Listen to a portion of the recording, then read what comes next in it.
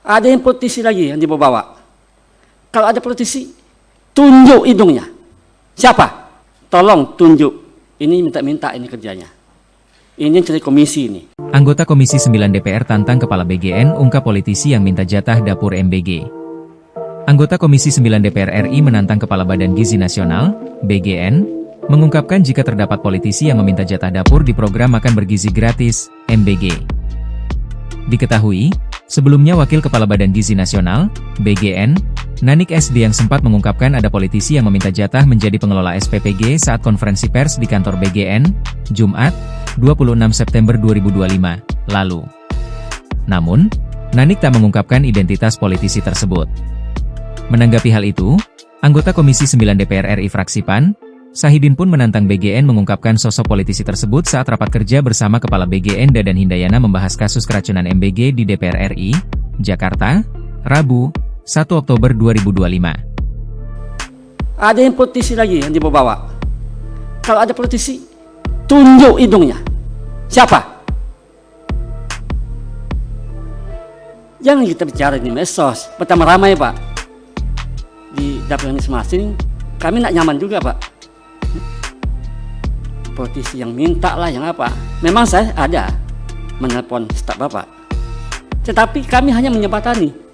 Mungkin ke lain nggak tahu saya. Tapi kalau ada, ya, tolong tunjuk. Ini minta-minta ini kerjanya. Ini yang cari komisi ini. Ini mencari kesempatan ini di program ini. Begitu dong. Tapi kalau buat narasi-narasi, ya, sehingga pengalihan isu-isu ini keluar, nggak mau juga kita. Persoalannya dalam. Di dalam sendiri saya tahu. Gitu. Kalau kita bicara mafia mungkin enggak, kita tahu juga. 5.000 lebih Bapak nyampaikan ini. Ya. Ini ada nggak beres ini. Tapi saya nggak tahu juga nih, apa aja beresnya 5.000 itu nggak tahu juga kita. Kalau ada, tolong tunjuk. Ini minta-minta kerjanya.